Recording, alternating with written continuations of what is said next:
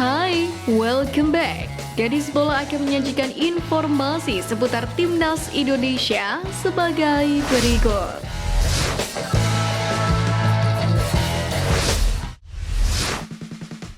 Telah dikonfirmasi Tanzania membawa 9 pemain abroad yang bermain di kompetisi Eropa, Asia, dan Afrika untuk melawan Timnas Indonesia pada laga uji coba di Stadion Jakarta pada hari Minggu 2 Juni nanti. Di samping itu, beberapa pihak kemudian menyoroti satu pemain Tanzania yang disebut harus diwaspadai oleh Timnas Indonesia adalah Novatus Miroshi. Hal itu lantaran di usianya yang masih berusia 21 tahun, gelandang ini telah menunjukkan potensi yang luar biasa, terutama setelah ia bergabung dengan salah satu klub raksasa Liga Ukraina, Shakhtar Donetsk. Keistimewaan Novatus Miroshi tidak hanya terletak pada perannya sebagai gelandang, akan tetapi juga dalam fleksibilitas di lapangan. Timnas Indonesia akan kembali melawan Irak dalam laga lanjutan grup F putaran kedua kualifikasi Piala Dunia 2026 zona Asia. Jelang laga itu, Sumarji mengatakan segala hal yang menguntungkan Timnas Indonesia jika tidak melanggar aturan akan diupayakan. Hal itu guna membawa skuad Garuda dapat meraih hasil maksimal dalam laga nanti. Salah satunya adalah perubahan jadwal pertandingan dari malam bergeser ke sore. Sementara itu, pemain Timnas Indonesia Sein Patinama sendiri mengaku menikmati pola latihan berat dari pelatih Timnas Indonesia Sintayong. Dia pun memastikan bahwa cuaca panas di Jakarta bukanlah penghalang baginya untuk melahap setiap menu latihan yang diberikan oleh sang pelatih.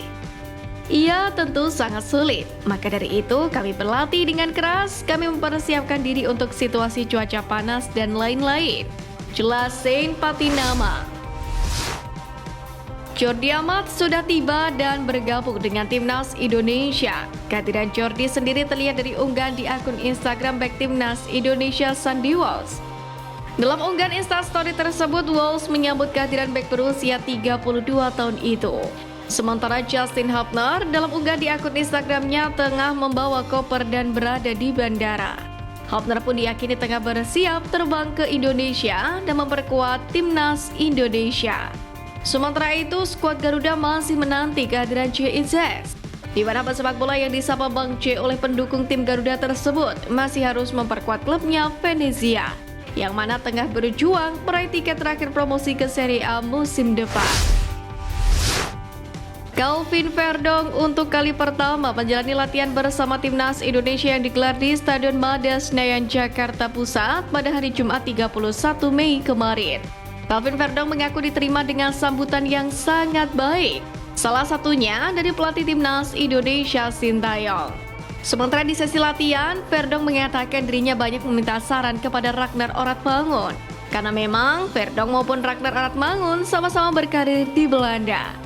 Diakuinya kondisinya saat ini dalam keadaan yang sangat bugar, karena memang Verdong selalu tampil reguler bersama NEC Nijmegen. Dia pun merasa latihan bersama skuad Garuda berjalan lancar. Gelandang Madura United Malik Rizaldi pertama kalinya mendapatkan panggilan membela Timnas Indonesia. Ia pun mengaku bersyukur bisa mendapatkan panggilan untuk pertama kalinya berseragam merah putih. Ia pun mengatakan bakal langsung bertolak ke Jakarta pada hari Sabtu 1 Juni pagi. Malik Rizaldi sendiri mengaku siap memberikan penampilan yang terbaik. Namun, ia tak mempermasalahkan bakal dimainkan tidaknya bersama Timnas Indonesia. Namun, ia tak ingin membuang-buang kesempatan emas ini. Ia pun berharap bisa nyetel langsung dengan permainan Sandy Walsh dan kawan-kawan.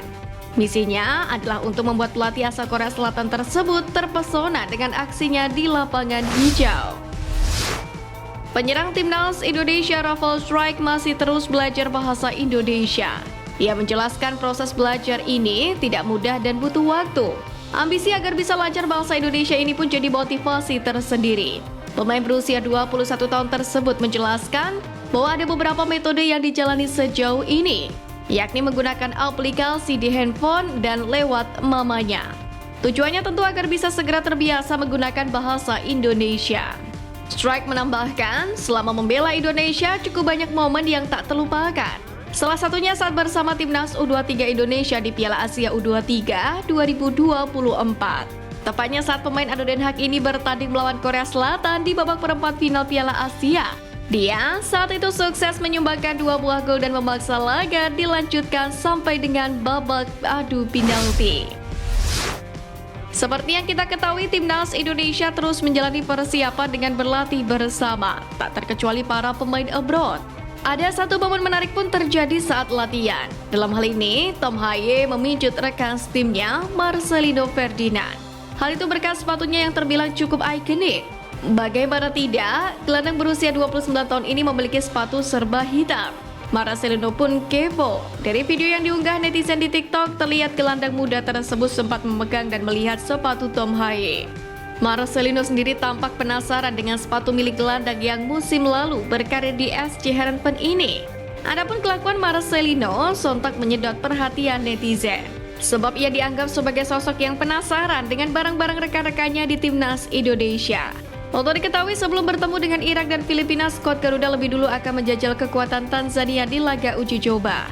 Pertandingan ini akan dijadwalkan pada hari Minggu 2 Juni sore. Laga ini kemudian kembali dikonfirmasi tidak masuk poin FIFA setelah permintaan langsung dari Sintayong.